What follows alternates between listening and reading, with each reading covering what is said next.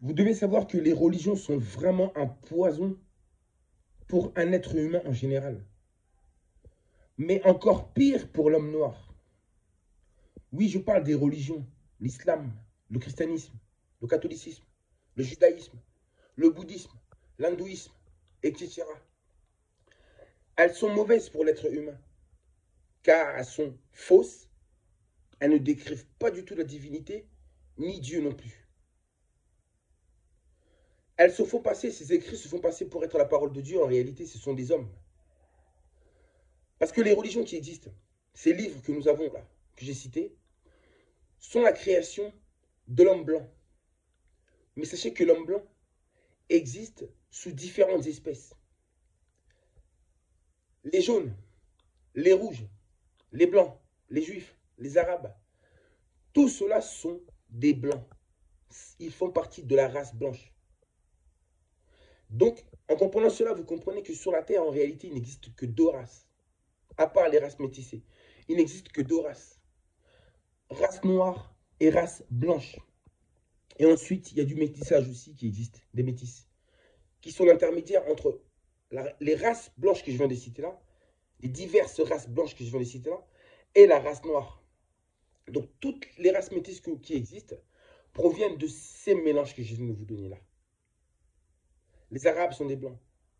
Les peuples d'Asie, Chine, Japon, etc., Corée, ce sont des blancs aussi. Vous savez pourquoi? Parce qu'il n'y a pas un endroit où, dans ces pays que je viens de citer, dans toutes ces races-là blanches que je viens de citer, il n'y a pas un pays où l'homme noir s'y trouvant n'est pas humilié, rabaissé, traqué. L'homme noir n'est pas considéré chez tous les peuples là que je viens de vous citer.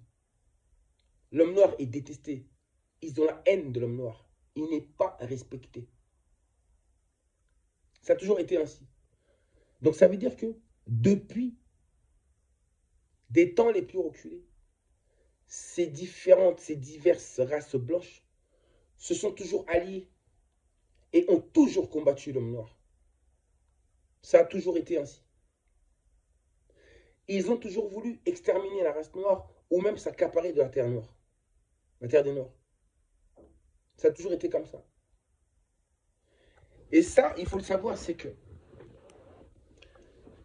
ils avaient d'abord essayé à fréquenter l'homme noir. Et ils avaient essayé d'envahir l'Afrique. La terre des Noirs par la force, ce que beaucoup de gens ne savent pas. Ils avaient essayé par la force. Mais les Noirs, les ancêtres noirs avaient résisté. Ils avaient résisté. Il y avait des hommes et des femmes fortes, les Amazones, etc. Beaucoup ont combattu. Benzin, par exemple. Des hommes forts qui avaient combattu. Il y avait des soldats, il y avait des guerriers qui ont combattu. Ils ont résisté. Et par la force, ça n'avait pas fonctionné. Donc, j'ai dit toutes ces races-là, là, leurs élites-là, ils ont trouvé une solution. Étant donné que la manière forte ne marchait pas, ils ont essayé de trouver une manière douce. Et c'était quoi la solution? C'était la spiritualité. Ils savaient que l'homme noir était un être spirituel et divin. Dès lors, la spiritualité, étant donné que la spiritualité, c'est une forme de... C'est la croyance, c'est une croyance.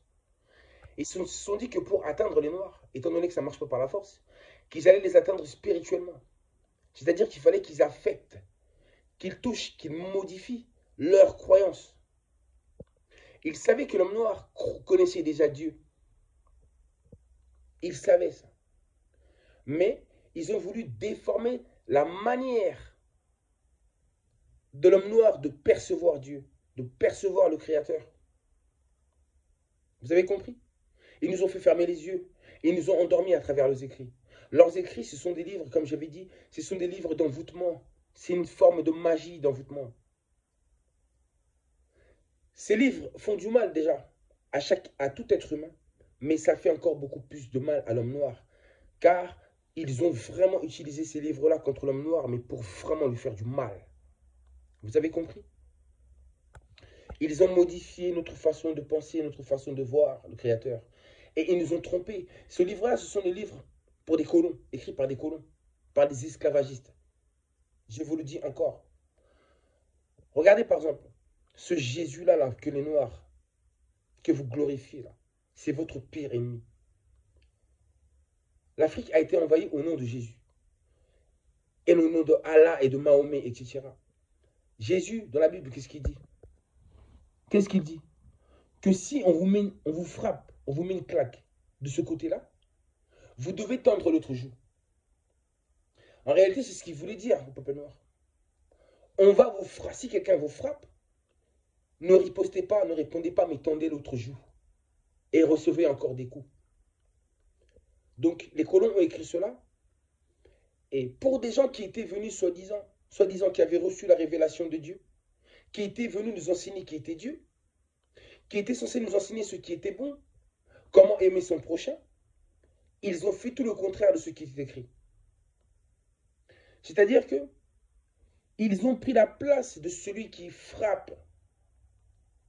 De celui qui frappe. Et nous, les Africains, l'homme noir, c'était la personne qui se faisait frapper dessus. Et donc, ils nous demandaient à nous, ce Jésus-là, hein, qui n'était pas venu, soi-disant, abolir la loi, dit que, au lieu que ce soit œil, dent pour dent, lui, il dit quoi? Il dit que il faut tendre l'autre joue. On prend un coup ici et on tend l'autre joue.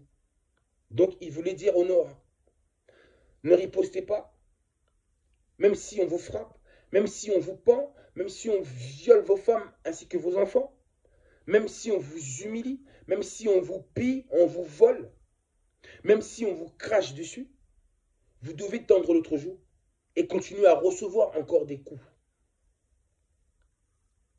Et bizarrement, eux, ils sont à la place de celui qui frappe, qui gifle, qui donne le coup. Vous avez vu un peu? Et après, ils nous disent que Jésus, c'est le Fils de Dieu, ou Jésus, c'est Dieu. Alors que c'est lui qui est venu justement abolir, soi-disant qu'il n'était pas venu abolir la loi, alors qu'il a aboli la loi, selon les écrits. Au lieu de œil pour œil, dent pour dent, il modifie ça par tendre l'autre joue. Avant, les gens juraient. Lui, il vient, il dit aux gens qu'il ne faut pas jurer. Que ce n'est pas bon de jurer. Ni au nom de Dieu, ni au nom de son Père. On ne jure pas. Ça veut dire que vous pouvez mentir, faire ce que vous voulez, vous pouvez mentir. Vous n'avez pas besoin de juger, de jurer. Mais au contraire, jurer, c'est bien. Parce que si tu dis, si je jure, ça veut dire que tu vas te tenir à ce que tu as dit. Mon fils, je te jure que je ferai le nécessaire pour que tu ne manques de rien. Le fait de jurer, ça nous force justement à tenir promesse ou à tenir à notre parole, à tenir notre promesse. Mais si on ne jure pas, ça veut dire que comme je n'ai pas juré, bah, je peux ne pas tenir à ma parole, ni à ma promesse. Je peux dire que ouais, je l'avais dit ça comme ça pour rien. Vous imaginez un peu? Donc en réalité, ces livres, ce sont des livres d'esclavagistes. Et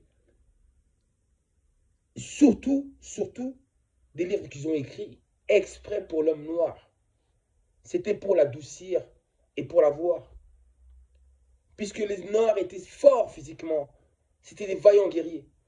Au combat, ils n'ont pas réussi à vaincre les Noirs. Ni les femmes noires, qui sont des femmes fortes. Vous les connaissez comment elles sont. Ils n'avaient pas réussi par la force. Donc, ils ont utilisé la ruse spirituelle. Donc, si en nous emmenant ces livres-là, c'est avec ces livres-là qu'ils nous ont eus. Et de ce fait, ils ont rompu le lien qu'on avait avec le Créateur. La capacité que nous avions de pouvoir communiquer avec le Créateur, qui vit déjà en nous, avec la source qui est déjà en nous. Nous sommes des êtres divins, peuple noir. Nous nous sommes perdus. L'islam, le christianisme ou encore le judaïsme nous ont fait tellement de mal. Les religions ne sont bonnes pour personne, mais encore pire pour l'homme noir. L'homme noir n'a pas besoin d'apprendre les autres. Il connaissait Dieu bien avant les autres. Pourquoi vous dites l'Afrique est le berceau de l'humanité? Le berceau de la science, de la politique et de la spiritualité. Et l'Afrique va renaître de ses cendres. Et vous allez voir qui est réellement la race noire. Oui, le peuple de l'alliance véritable.